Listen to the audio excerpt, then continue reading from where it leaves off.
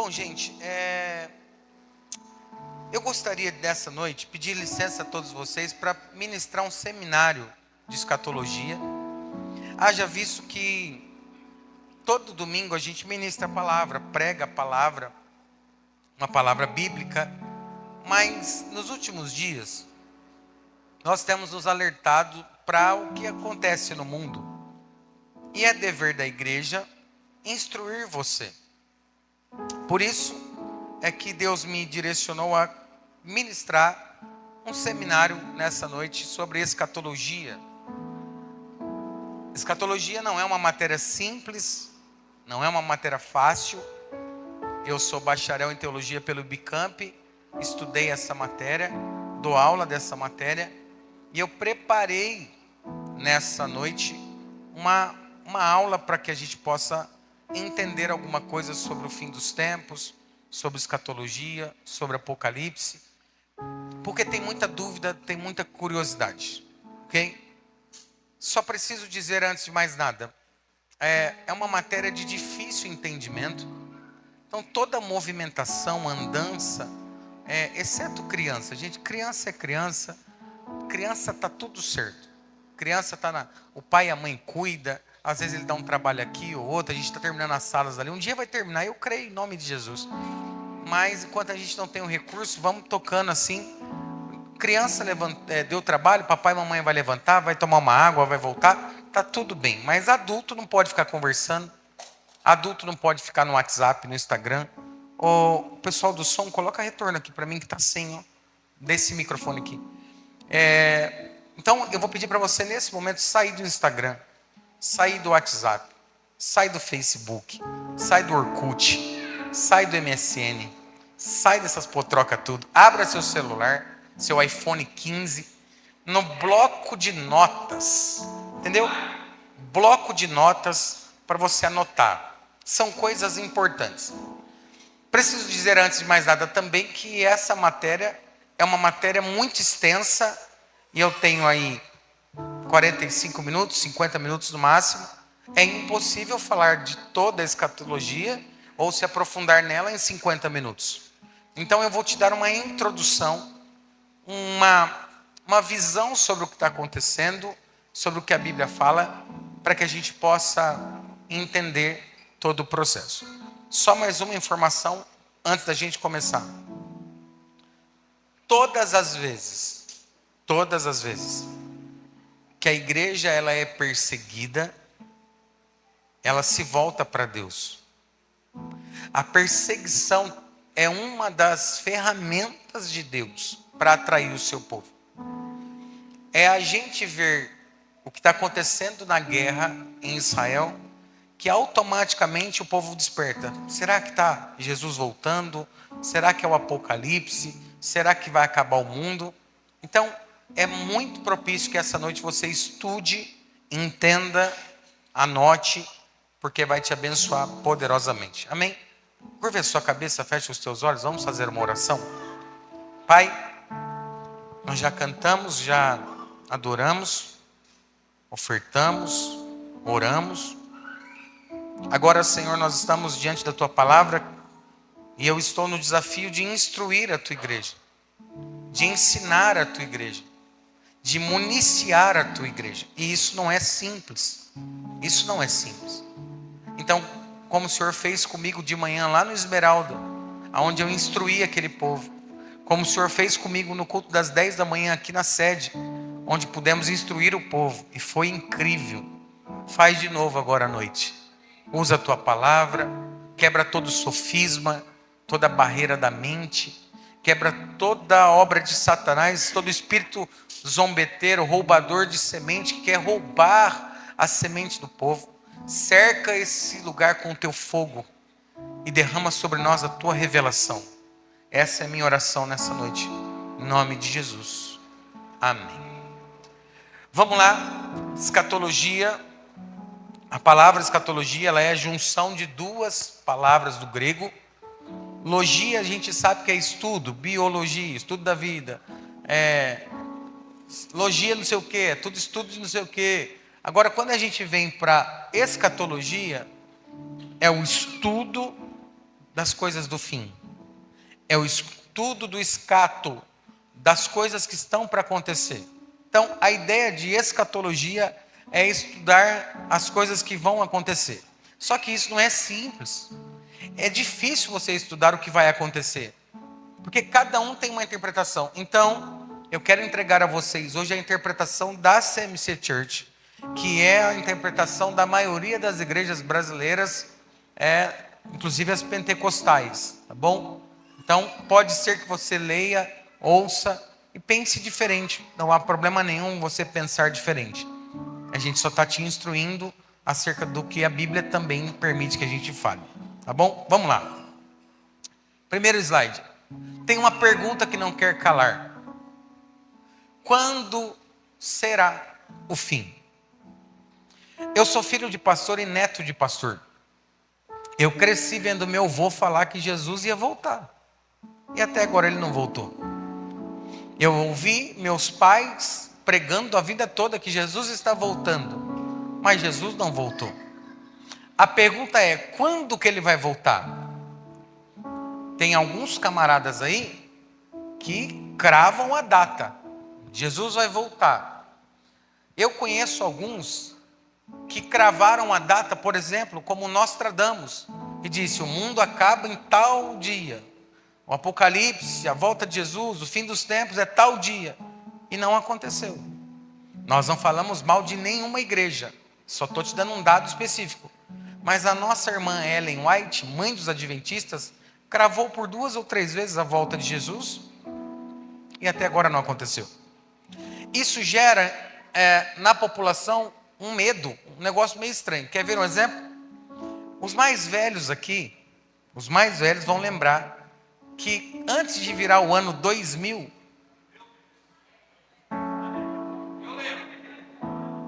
olha, tudo velho. Irmão, tinha um demônio que falava para nós assim: vai acabar o mundo no ano 2000. Tinha gente que vendia as coisas. Quem é mais velho vai lembrar disso. Tinha uma frase ainda que o povo falava: a 1000 chegará, de 2000. Olha, bando de velho. Vocês são da geração que não tinha internet, não tinha WhatsApp. Vocês são monstros. Acontece que quando chegou no ano 2000, disse a pastora, eu não sabia disso, que pessoas se mataram. Foi. O cara se matou com medo de morrer. Olha. Cada uma. As pessoas tiraram a própria vida. Eles diziam assim: quando virar o milênio, os computadores não serão mais programados.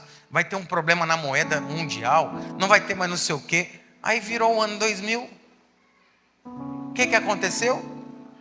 O Lula ganhou. Gente, é brincadeira. Os petistas que estão aqui não ficam bravos, é só para descontrair. Não acabou o mundo, o Lula ganhou. E está tudo certo. Não acabou o Brasil, não. Foi o melhor governo que o Brasil teve naquela época. Olha para mim, vamos lá. Só que a Bíblia fala a respeito de quando será o fim. E eu queria que o pessoal da mídia me ajudasse alternando entre o texto e o estudo. Então vamos lá, Mateus 24, 36. O que está escrito aí? Vamos lá, põe na tela para mim. Tudo que eu quero falar hoje, quero me basear em Bíblia, tá bom? Não é o que o pastor Rafa acha. É a Bíblia. E eu estou indo devagarzinho para chamar a sua atenção. Vamos lá, pode pôr Mateus 24, 36 na tela para a gente?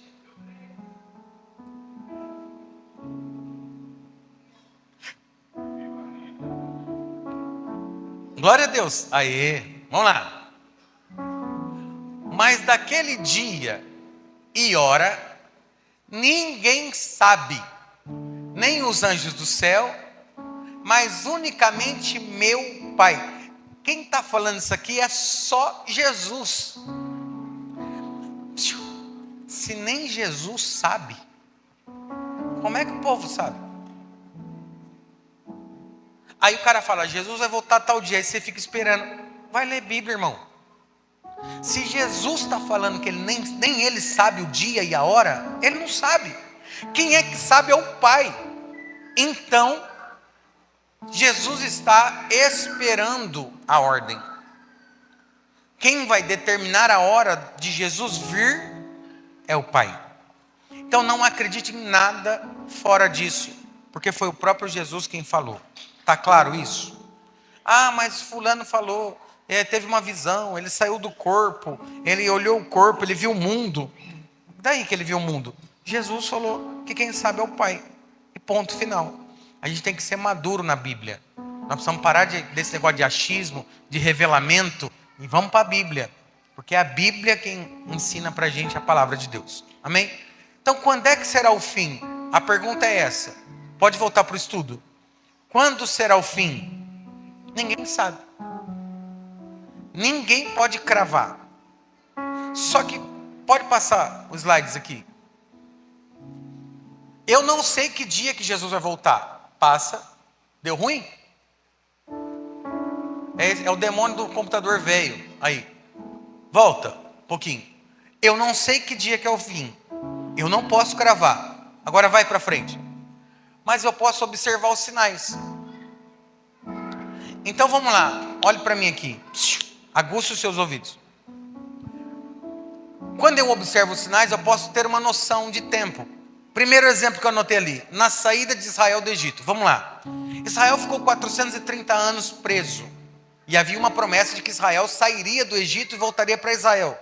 Um dia Israel vai voltar. Um dia nós vamos deixar de ser escravo. Um dia nós vamos voltar para Israel. Vai sair do Egito. Beleza.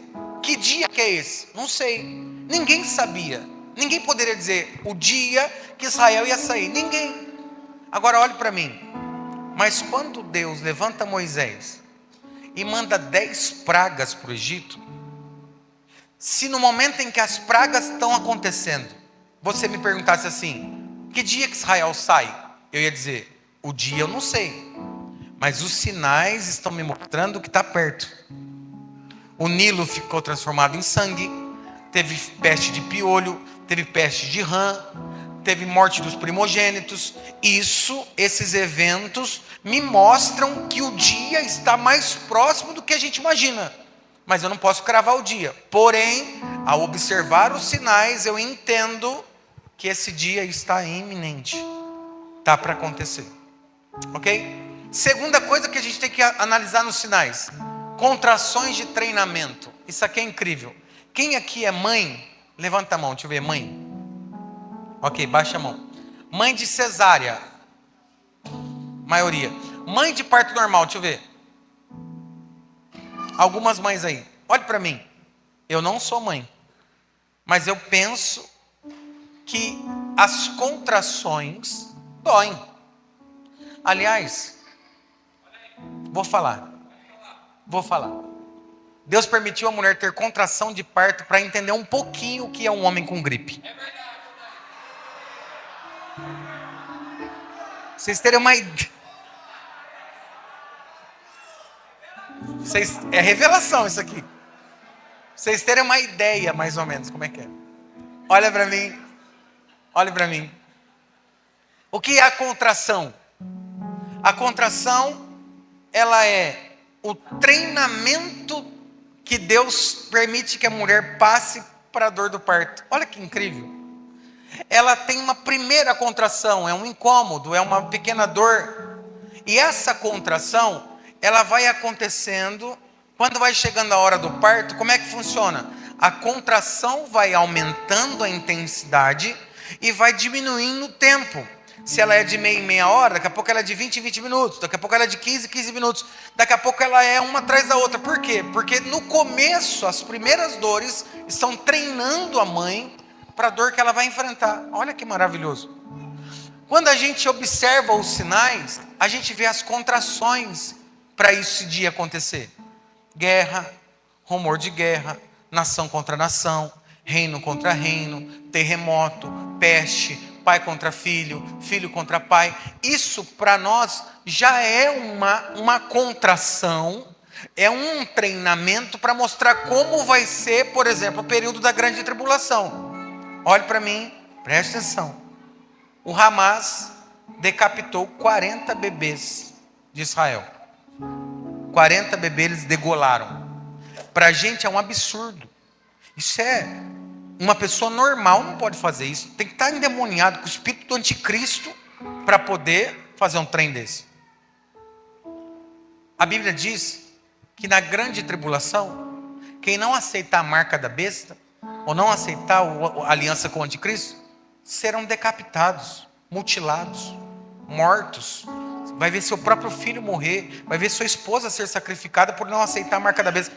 São contrações que nós estamos vendo, que vão acontecer, porque o espírito do anticristo já habita em nós. Eu não estou dizendo que o anticristo, estou dizendo que o espírito do anticristo ele já age, fazendo essas contrações, essas guerras, essas calamidades, esses absurdos são contrações que estão vindo nos mostrar que um dia isso vai acontecer, de forma rasgada para toda a humanidade. Então eu não sei que dia que vai ser, mas eu tenho que observar os sinais, eu tenho que ficar atento. E a segunda coisa interessante é olhar para Israel. Porque Israel, gente, é o relógio escatológico do mundo. Eu vou tentar te explicar. Israel é diferente de qualquer outra nação. Pode ver, está tendo guerra na Rússia, na Ucrânia. Alguém lembra da guerra da Ucrânia? Mas por que a guerra de Israel chama a atenção do mundo? Porque por trás do bojo de Israel, a gente tem um entendimento de que essa guerra não é só de território. Por trás tem uma guerra santa. Tem uma religião por trás. Tem uma adoração a deuses, a devoções. Por trás tem nações, religiões mundiais brigando. Então, quando eu olho para Israel, eu vejo de forma diferente. Só para você entender, e eu fecho esse primeiro momento. Quando Deus... me dá essa bola aí. Quando Deus foi escolher aonde o filho dele nasceria, ainda bem que veio certinho isso aqui. Imagine que você é Deus. Você está olhando para o mundo e falando assim: vou escolher um lugar para o meu povo nascer. No Brasil, não, vira nada. Ele olha para Israel. Se você olhar com calma, você vai perceber que Israel está no centro do mundo. É como se Deus tivesse apontado o dedo dizendo assim: eu vou colocar meu filho no centro do mundo. Ele escolheu um povo para si. Vós sois raça eleita, sacerdócio real, povo santo. Ele escolhe o povo judeu como seu povo, para nascer o Messias. Olha que incrível. Israel está no centro do mundo. Jerusalém está no centro de Israel. O templo está no centro de Jerusalém. E o altar, o Santo dos Santos, está no centro do templo. Ele cravou um lugar de adoração. Ele escolheu aquela nação. A Bíblia diz: enquanto houver céu e sol, tem judeu na terra. Deus fez uma aliança com aquele povo. Deus escolheu o povo judeu, a nação de Israel, como sua nação. É a nação de Deus, é o povo de Deus. É verdade que eles não reconheceram Jesus como Senhor e Salvador, mas isso é um processo escatológico também. A Bíblia diz que esse povo vai se dobrar, todo joelho se dobrará, toda língua confessará que Jesus Cristo é o Senhor. Mas existe um processo escatológico com Israel que a gente não pode esquecer. É por isso que a Bíblia manda a gente orar por Israel. E nós oramos aqui, porque Israel para nós é um relógio escatológico. Quando eu olho para Israel, eu entendo todo o mover da escatologia, o final dos tempos. Então Israel é uma escola para nós. Ok? Vamos lá, avança um pouquinho aqui. Ponto de partida. Qual é o ponto de partida da escatologia para a volta de Jesus? É o que Paulo escreve em 1 Tessalonicenses capítulo 4, verso 13. Eu queria que acendesse a luz. Eu queria que você abrisse a sua Bíblia, grifasse, e o nosso pessoal colocasse aqui na tela, 1 Tessalonicenses capítulo 4, versos 13 a seguir. Vamos lá? 1 Tessalonicenses capítulo 4, põe na tela aqui, versos 13 a seguir. O ponto de partida nosso hoje é esse texto. Nós vamos falar sobre a volta de Jesus, sobre o arrebatamento da igreja, e é importante a gente ler esse texto, ok? 1 Tessalonicenses capítulo 4, verso 13. Põe para mim na tela aqui. Você tem sua Bíblia? Abre aí, grifa. Vamos lá, põe na tela, nossa mídia maravilhosa.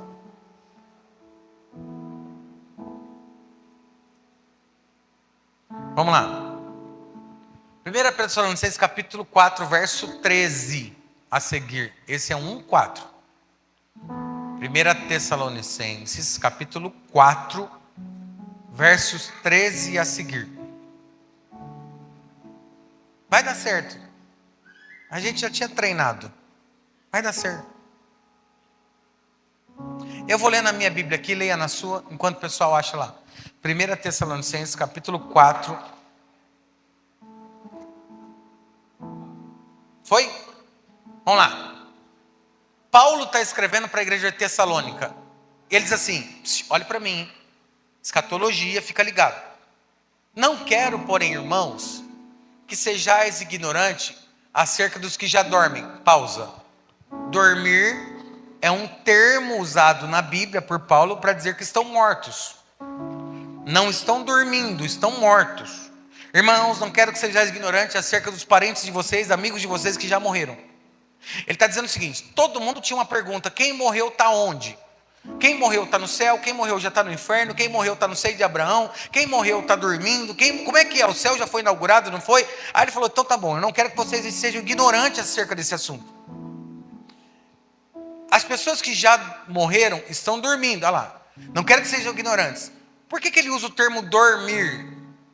Porque significa, olhe para mim, um estado de consciência. Quem dorme não tem consciência. Inclusive tem alguns aqui, que quando você dorme, pode explodir o mundo que você não acorda. Alguns aqui, se entrar o ladrão na sua casa, ele rouba você e você não acorda. Isso é um estado de inconsciência. Você não sabe o que está acontecendo. Você não sabe. Tem gente que dorme 1 hora, quando é 5 horas da tarde, ele, nossa, já dormi até agora. O mundo girou e você nem percebeu. Ele fala, nossa, parece que eu deitei agora.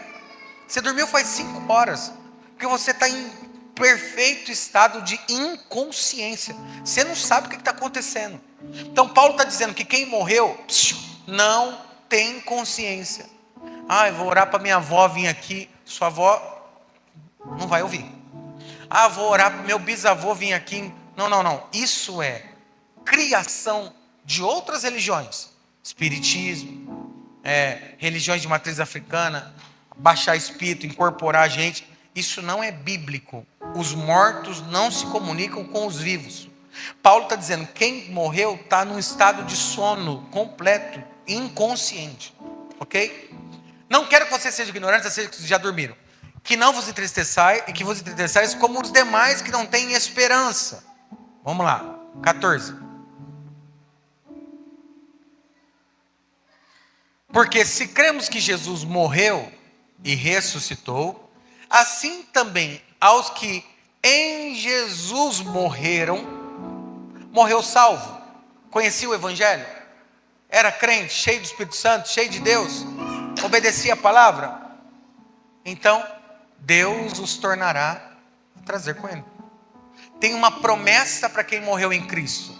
Eles vão vir para o Senhor. Ok? Está escrito ali. Agora avança.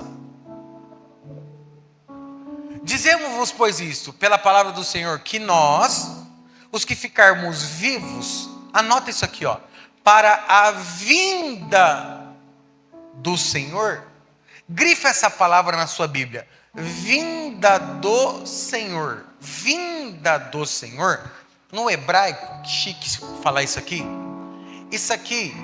é parousia. A palavra vinda, volta, é parousia.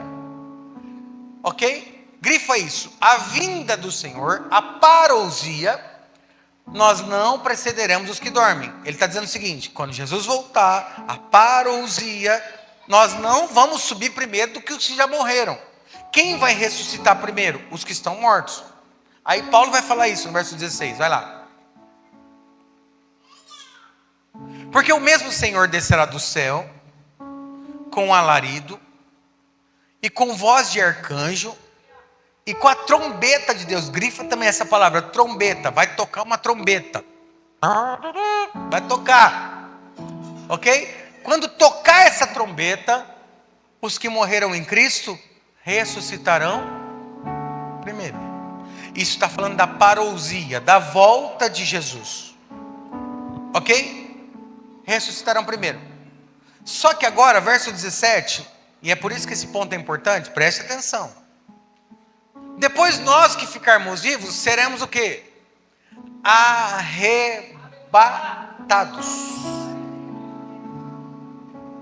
A volta de Jesus, ela acontece como uma parousia, mas dentro dessa volta de Jesus, e é assim que nós vamos ensinar você, nós temos um segundo evento, porque nós acreditamos que a volta de Jesus se dará em duas etapas.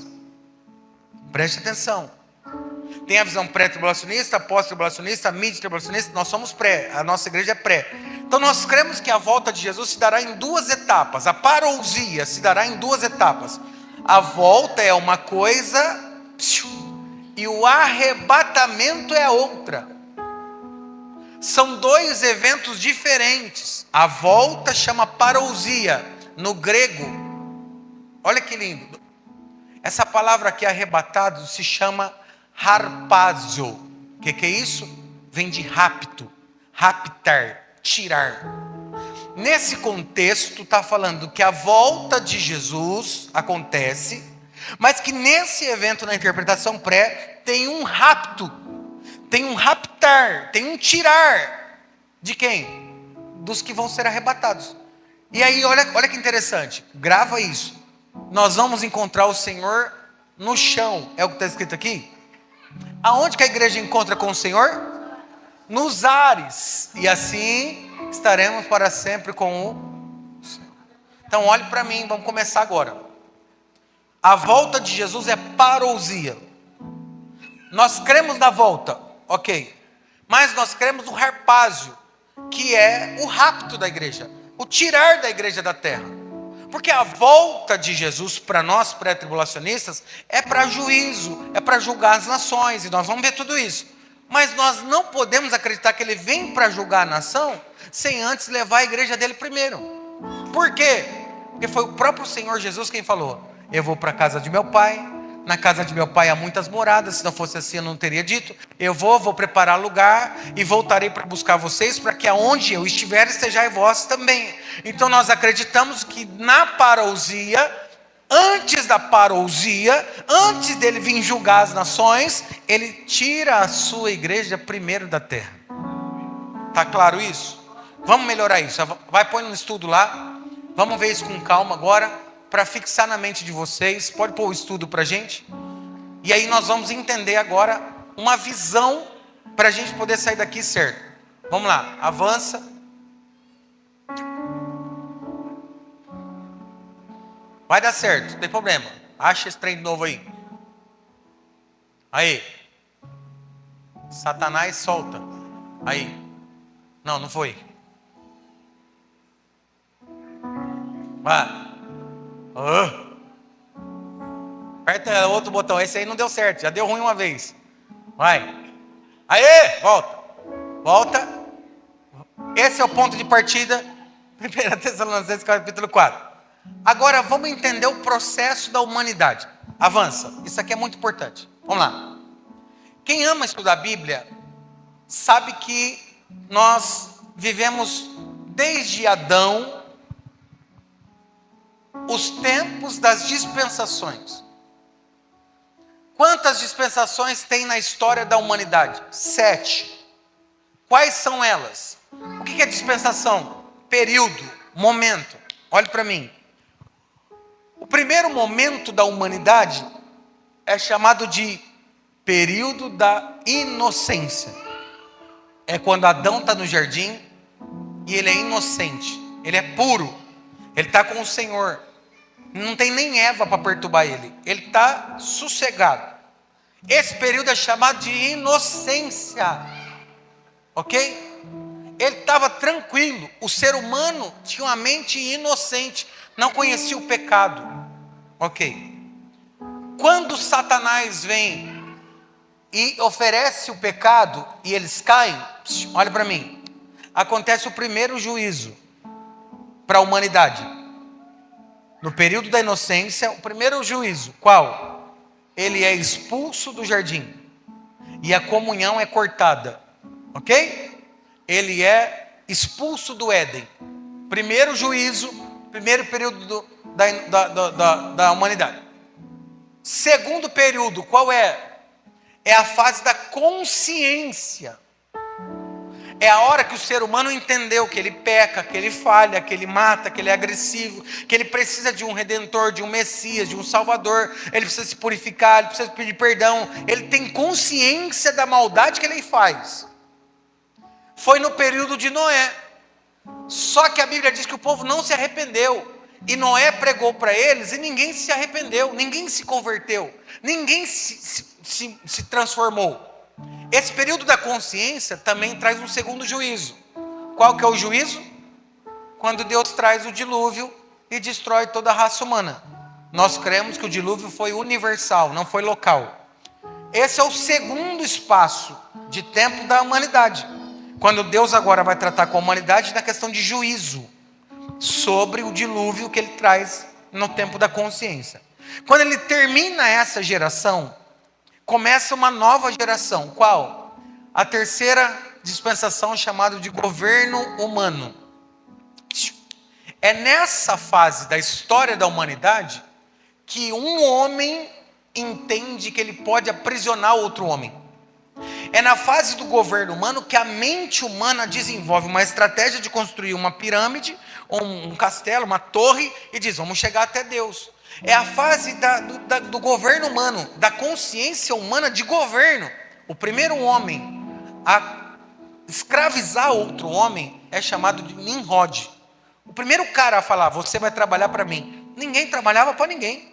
Ninguém era funcionário de ninguém, ninguém era senhor de ninguém. Mas esse cara, com a mente dele, maior do que a dos outros, ele entendeu e conseguiu colocar na cabeça dos outros de que os outros eram funcionários dele, escravos dele. O primeiro homem a escravizar outro homem é Nimrod. E isso acontece nesse período, em que o governo humano se estabelece.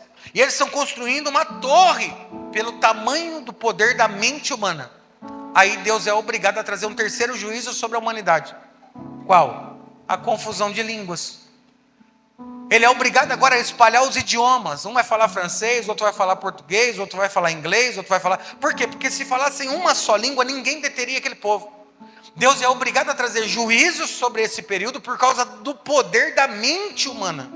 Deus vai tratar com esse povo, trazendo confusão de línguas. A Bíblia diz que eles se espalharam pelo mundo todo, ninguém entendia mais nada, cada um foi para um canto, e assim nós estamos até hoje. Aí entrou no quarto período da humanidade. Qual que é o quarto período? O período chamado da promessa patriarcal. Foi quando Deus levantou os patriarcas.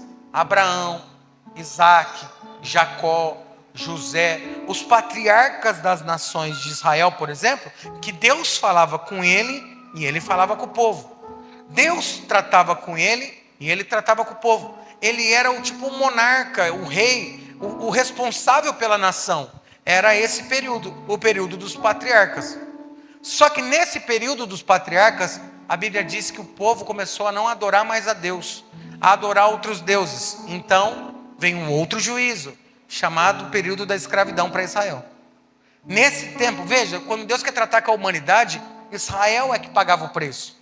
Quando Deus estava insatisfeito com o homem, ele culpava Israel, ele punia Israel, porque Israel é a menina dos olhos do Senhor. Então Israel ficou preso por 430 anos no Egito, que eu acabei de falar no começo. Outro juízo que Deus traz sobre a humanidade. Ok. Agora Deus entende que precisa trazer uma lei para o povo. Ninguém sabia o que pode, não pode matar, não pode roubar, não pode. Deus falou, peraí, vamos colocar lei. Então entrou no período da lei. Nesse período Moisés sobe e fica 40 dias no Sinai, ele desce com as tábuas da lei, são 613 preceitos, resumidos em 10 mandamentos, que você conhece. Dos 10 resume-se em 2, amar a Deus sobre todas as coisas, amar o próximo como a ti mesmo. A lei de Deus é que fala que não pode matar. Hoje nós temos estatutos em todas as nações, mas a lei de Deus é que te fala, não pode matar, não pode roubar, não pode fazer não sei o que, não pode ter mais do que uma mulher. É a lei de Deus. Ok? quinto período aqui. Esse povo não obedece, esse povo confunde, vem o juízo. Então acontece a perca da nacionalidade. Israel agora é mandado para todas as nações, esparrama pelo povo chamado diáspora judaica, e Israel perde a sua nacionalidade. Escuta, eu vi hoje, olhe para mim, as mamães estão cuidando, olhe para mim.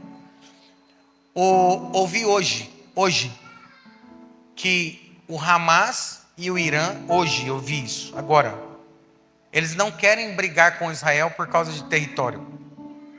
Eles não querem que Israel exista. Você tem noção disso? Eles disseram, Hamas, o Hezbollah, não sei o que, lá disseram, nós não queremos a faixa de Gaza. Nós não queremos um pedaço de Israel. Nós queremos que Israel não exista. Isso já aconteceu uma vez. Quando Israel foi destruída, invadida, destruíram os muros de Jerusalém. Destruíram os templos. Imagina alguém entrar hoje em Jerusalém e destruir tudo. Isso já aconteceu. Eles já destruíram Israel e os judeus tiveram que fugir por todas as nações. Mas Israel está lá de volta, porque tem uma promessa para Israel. Nesse processo, houve a perca da nacionalidade, onde Israel passou a não ser mais uma nação, esparramou pelo povo. Está aqui. Aí entramos agora no último período, no penúltimo período, que é o que estamos vivendo. Olhe para mim, isso aqui é interessante. Chamado de período da igreja. Eu preciso falar isso aqui. Você está sentado numa cadeira confortável com ar-condicionado dentro de uma igreja. Abraão não teve igreja. Moisés não teve igreja. Paulo não teve igreja. O período da igreja, na verdade, Paulo até teve uma parte, né? Mas o período da igreja se estabelece não quando Jesus nasce, nem quando Jesus morre. O período da igreja se estabelece quando Jesus ressuscita. Agora, quase 120 pessoas estão reunidas num lugar, porque Jesus ressuscitou. Então a Bíblia diz que o Espírito Santo, em Atos capítulo 2, desce sobre eles e inaugura a igreja.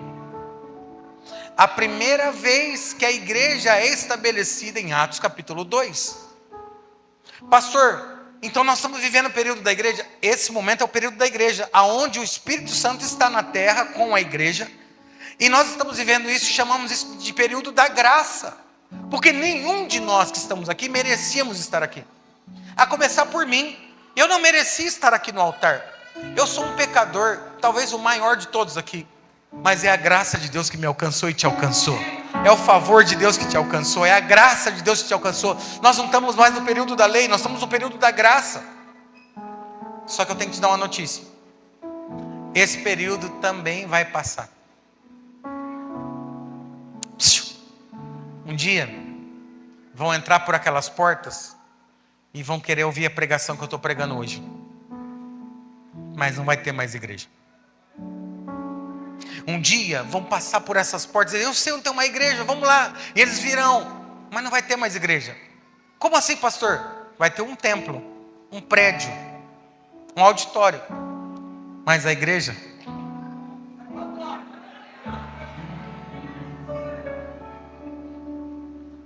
É por isso que você precisa entender hoje e amar a igreja. Esse é o período da igreja. A gente se esforça para arrumar um bom estacionamento para você. A gente se esforça para ter um bom banheiro para você usar. A gente se esforça para ter sala para o teu filho. A gente se esforça para pintar a parede, para pôr uma iluminação, para melhorar o som, para arrumar um telão, para pôr computador. A gente rala pra caramba para isso aqui rodar. Não é brincadeira não.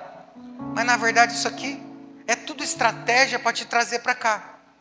A gente tem que fazer um esforço danado para você sentar aqui, quando na verdade você devia valorizar cada minuto aqui dentro. Você devia pensar, eu tenho que ir para o culto hoje, porque um dia não tem mais igreja. Um dia vai acabar isso. Um dia a trombeta vai tocar, o alarido vai soar, e a igreja vai subir para se encontrar com o Senhor nos ares. Por isso que é muito importante esse momento. Momento que você vem para cá, que você ergue a sua mão, que você canta, que você chora, que você participa do culto, e ainda depois você come até um cachorro quente no final, você come até um lanche. Por quê? Porque esse momento é um momento maravilhoso, é o tempo da igreja, é o momento da igreja.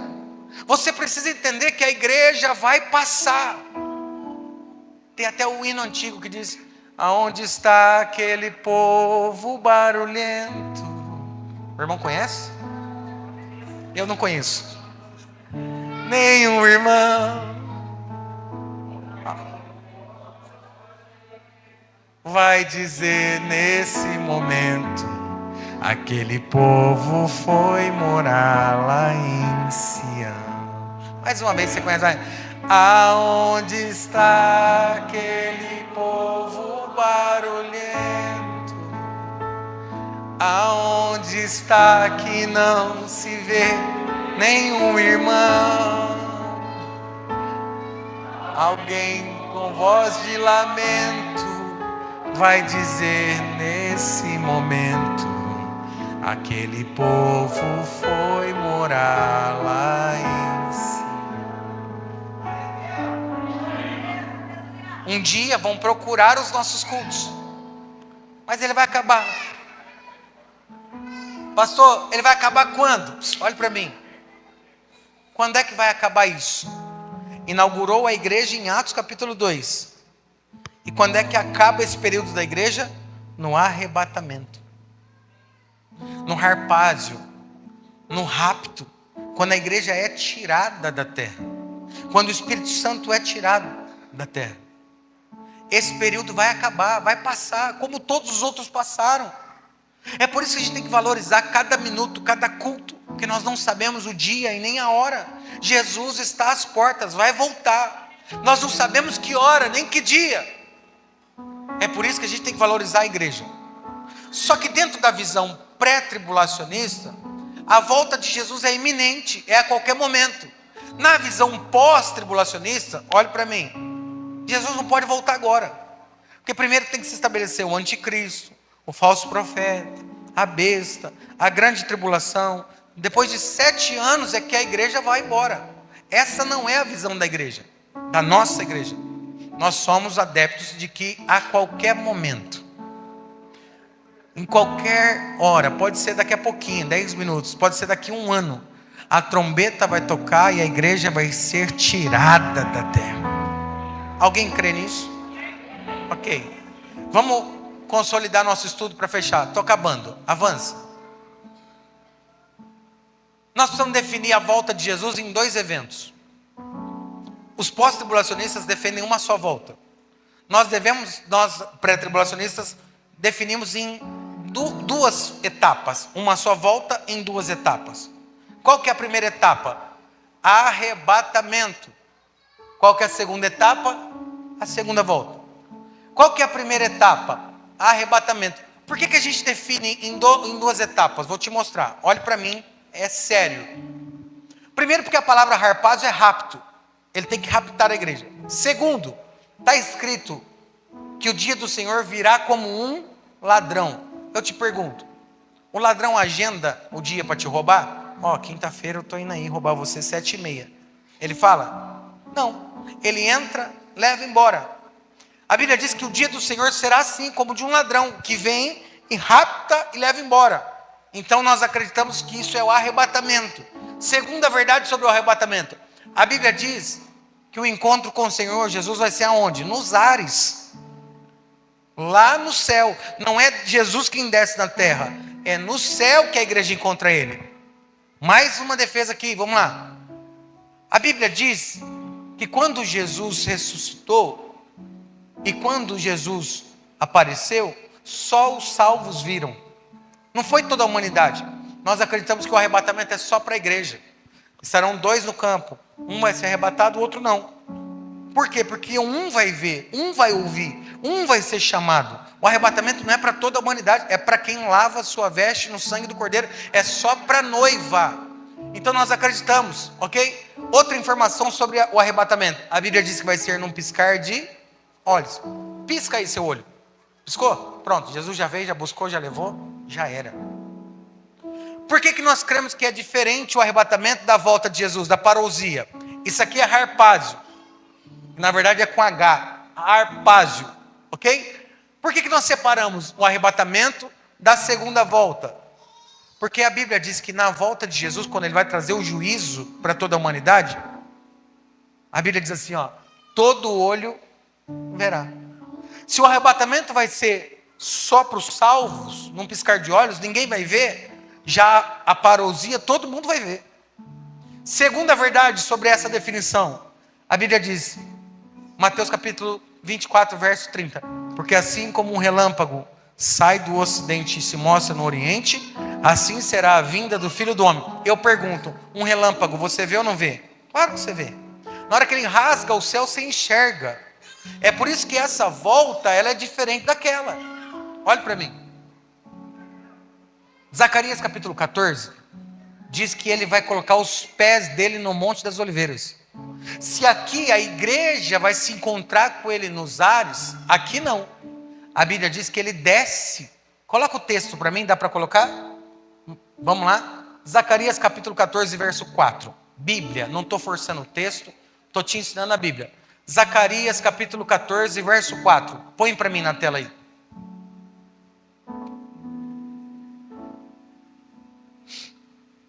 Vamos lá. Ó, agora foi bem. Naquele dia estarão seus pés sobre o Monte das Oliveiras. A Bíblia diz que ele vai descer e estabelecer o seu trono, onde ele vai julgar, estabelecer o trono de Davi, os 12 tronos, vai julgar as nações, no Monte das Oliveiras, ele vai descer. Esse outro arrebatamento que a gente viu, ele não desce, a igreja encontra com ele. Olha o texto, que está de frente para Jerusalém, do Oriente, e os Montes das Oliveiras será fendido pelo meio, para o Oriente e para o Ocidente. Haverá um vale muito grande, metade do monte vai se apartar para um lado, metade para o outro. Isso aqui é quando Jesus volta para julgar as nações e ele estabelece o trono dele lá. É por isso que a gente crê que essa volta é a volta de juízo, mas que antes acontece um arrebatamento só para a igreja. Ok? Estudo, para fechar, tem 2 slides só e a gente vai terminar. Talvez sejam os mais importantes agora. Sai. Aí. Volta. Volta. Ok. Ele vai estabelecer o reino milenar, que é o milênio, e a gente vai falar disso se der tempo. Essa é a parousia. Esse é o harpásio. Esse é o rapto, é o arrebatamento. Essa é a volta. Todo olho verá. Olhe para mim. O William Bonner vai ser obrigado a falar: boa noite. Jesus voltou. Todo mundo vai ter, o mundo inteiro vai ter que ver isso aqui. Porque ele vai voltar para julgar as nações. Todos os olhos verão. Todos. Nesse não. Só os salvos. Num piscar de olhos. Ok? Vamos lá. 7 razões porque a gente é pré-tribulacionista. Avança, mais um. Primeiro, porque a Bíblia diz que vai ser um piscar de olhos, já falamos disso. Segundo, Noé. Olhe para mim. Quando Deus foi trazer o juízo para Noé, nos dias de Noé, ele jogou o dilúvio com Noé, todo mundo junto? Não. O que ele fez? Chamou Noé e disse: Noé, pega a sua família, constrói uma arca, porque eu vou trazer um juízo. Antes de mandar o juízo, ele tirou o povo dele. Significa que Deus também pode tirar o seu povo antes do juízo. Terceira verdade: Jesus foi levado ao céu, só a igreja viu, ninguém mais viu. Isso fala sobre arrebatamento. Quarto, a ressurreição de Jesus. Ele ficou 40 dias aparecendo para os seus discípulos depois de ressuscitado, mas ninguém viu ele, só a igreja. Então nós cremos que tem um arrebatamento que é só para a igreja. Quinto, Ló e sua família. Quando ele for destruir Sodoma e Gomorra, ele falou: Ló, vou destruir tudo. Não, ele falou: Ló, tira sua família primeiro, porque eu vou destruir Sodoma e Gomorra. Agora, eu vou pular esse, porque esse é o mais lindo. Eu vou fazer esse aqui o sexto. Por que nós somos pré? Porque no pós a igreja não vai para o céu. Não tem como ela ir, porque eles só creem na volta que Jesus vem e estabelece o trono no Monte das Oliveiras. Que hora que a igreja vai para o céu?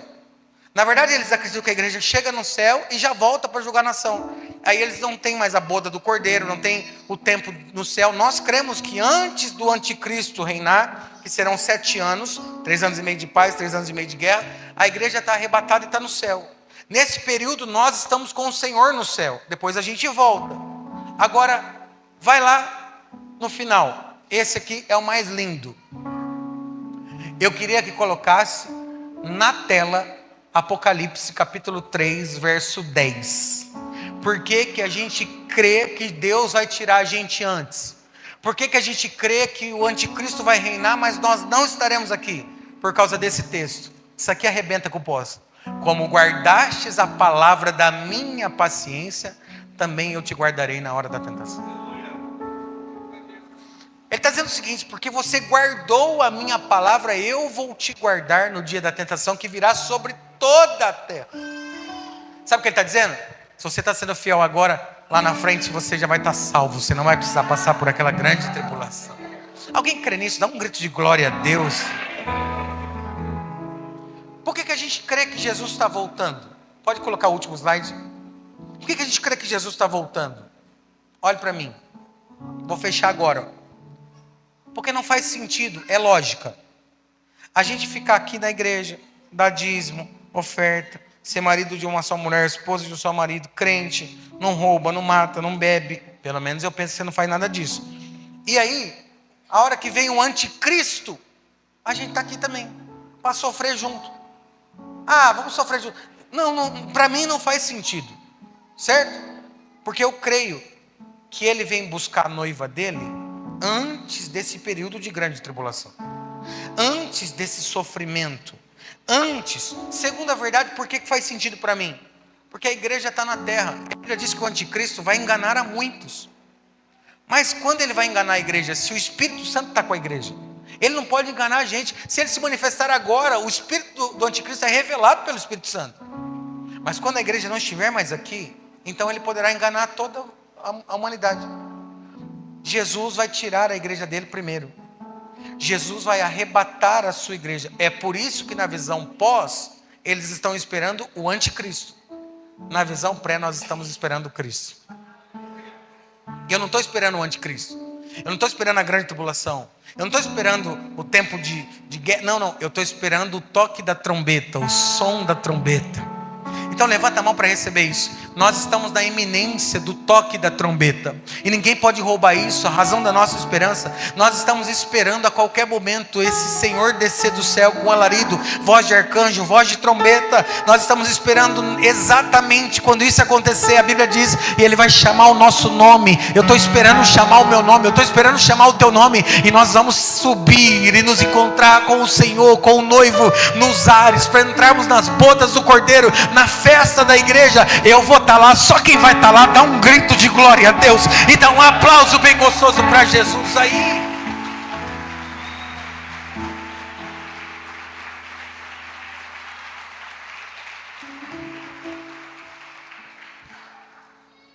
Eu poderia começar falando do anticristo, que é o próximo slide. Põe para mim o próximo slide. Eu queria definir para você quem é o anticristo, como ele virá, de onde ele virá. Eu posso te adiantar que alguns estudos nos dizem que ele vem da Europa. Mas eu não vou falar disso agora porque eu não tenho tempo. Volta, se você quiser ouvir, domingo que vem eu vou continuar essa série. Mas volta para mim sobre Jesus está voltando. Coloca lá, olhe para mim, aqui vai fazer todo sentido.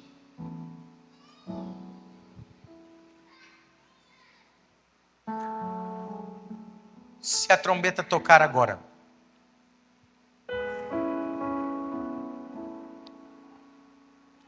seu nome vai ser chamado.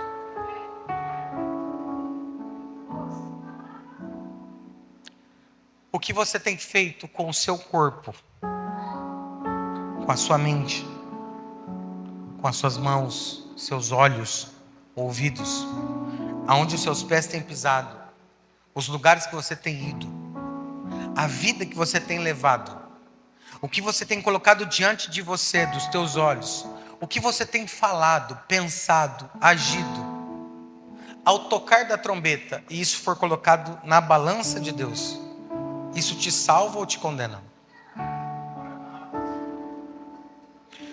A trombeta tocar agora, e Cristo aparecer no céu, e chamar o povo dele, a noiva dele.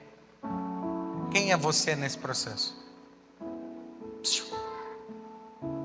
A Bíblia diz que ele é noivo e que nós somos a noiva. Por mais moderno que sejam os casamentos de hoje, eu nunca vi o noivo vir no altar, esperar a sua noiva chegar, e quando a noiva chega, ela está toda suja, manchada,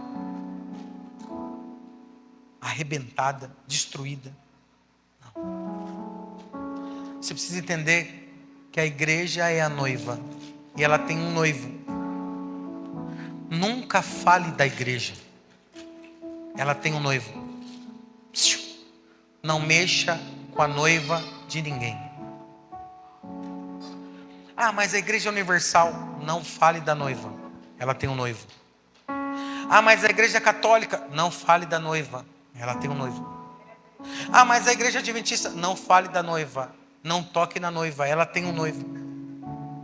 Mas a pergunta para nós hoje é: você, noiva de Cristo, como andam as suas vestes?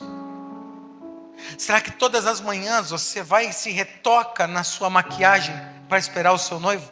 Arruma o seu cabelo, limpa seus vestidos, deixa branco, deixa pronto. Será que todas as manhãs quando você acorda e vai dormir, você se arruma dizendo: daqui a pouco o noivo vai vir me buscar? Ou você já desistiu de se arrumar para o noivo? Ou você já diz: ah não, isso é bobagem. Será que você não tem manchado os seus vestidos nesse mundo? Será que você não tem manchado, estragado, deturpado, violentado uma noiva que ele vai vir buscar? Será que as suas carências não estão manchando a noiva de Cristo? Suas crises, suas mazelas? Será que as suas desculpas vão colar diante do tribunal? Vão colar diante de um Cristo? Será que você vai poder dizer: Senhor, eu manchei a minha veste porque eu estava carente, porque eu queria um namorado, porque eu queria dinheiro, Senhor, porque eu queria viajar? Será que as suas desculpas vão te salvar ou vão te condenar? Ou será que você pode sair daqui olhando para Israel e vendo que aquela guerra é escatológica e que a qualquer momento no tocar da trombeta você vai dizer: eu vou lavar as minhas vestes, eu vou me purificar, eu vou me santificar, eu vou dizer não para o pecado, eu vou dizer não para as minhas vontades, eu vou matar a minha carne, mas eu não vou manchar o projeto de salvação. Eu prefiro chorar 1 ano, 2 anos, mas um dia quando a trombeta tocar eu vou passar a eternidade com meu Deus. Será que a igreja espera? E eu não estou falando das outras agora, eu estou falando dessa. Será que nós esperamos ansiosamente a volta dele? Ou será que isso virou só um conto de fadas para nós? Será que você ainda deseja e almeja a volta de Cristo e o encontro com Ele, como um noivo espera a sua noiva, como a noiva deseja o seu noivo? Porque a Bíblia diz: assim como a corça anseia pelas águas, assim a minha alma te deseja, te espera. Você pode olhar em todo o tempo, e o que eu vou falar é incrível. Por favor, não despreze o período da igreja. A igreja não estará na grande tribulação, eu creio assim. Nós não estaremos aqui, e eu vou te mostrar biblicamente um fato maravilhoso. Quem ama a Bíblia, escuta isso. Apocalipse capítulo 1, a igreja está na terra. Apocalipse capítulo 2, a igreja está na terra. Apocalipse capítulo 3, a igreja está na terra. E aparece o nome da palavra igreja 19 vezes. Mas o Apocalipse capítulo 4, o primeiro versículo diz assim: e João viu uma voz de trombeta que disse: sobe para cá. Ele está vendo o arrebatamento. E o que eu vou falar é incrível. Do capítulo 4 para frente, até o capítulo 6 é a preparação para o anticristo. Do capítulo 6 até o capítulo 13 é o período da grande tribulação. Escute, olhe para mim. Depois do capítulo 3, quando João vê a igreja subindo, pasmem os senhores, não tem mais a palavra igreja. A palavra igreja não aparece mais. Não tem mais a palavra igreja depois do capítulo 3. Sabe por quê? Porque a igreja subiu. Feche os seus olhos, por favor. Curve a tua cabeça.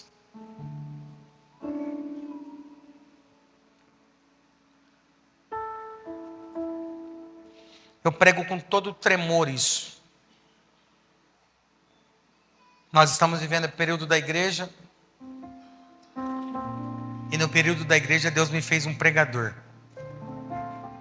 Me chamou desde o ventre da minha mãe para pregar. E talvez essa seja a noite mais importante de todo o meu ministério. É a noite que eu estou tendo a oportunidade de pregar o Cristo que virá buscar a sua igreja. E te avisar que as contrações do anticristo já estão visíveis no jornal. É só você ligar quando chegar na sua casa. O que o espírito do anticristo vai fazer nessa terra já está acontecendo. Você pode ver nos jornais, hoje. Então há um convite a você. Ou você se converte na grande tribulação, aonde você vai ser obrigado a ser mutilado, decapitado. Ou você se converte hoje, enquanto o Espírito está te convidando. Ou você se converte no período da grande tribulação, com guerra, peste, perseguições, e luta pela sua vida até o final. Ou você, no conforto de uma cadeira acolchoada e de um ar-condicionado, entende que o período da igreja ele é importantíssimo para você. É nesse período dessa noite que Jesus está te dizendo: eis que estou à porta e bato. Quem abrir eu entrarei, cearei com ele e ele comigo. Será que você não precisa se arrepender? Será que não é uma noite de você ouvir a palavra do pregador, que não vai estar aqui para sempre? Será que você não precisa se atentar a uma pregação que vem do pregador da igreja, do período da igreja, onde Jesus está dizendo: vinde a mim todos vós que estáis cansados e sobrecarregados, que eu vos aliviarei. Uma chance igual a essa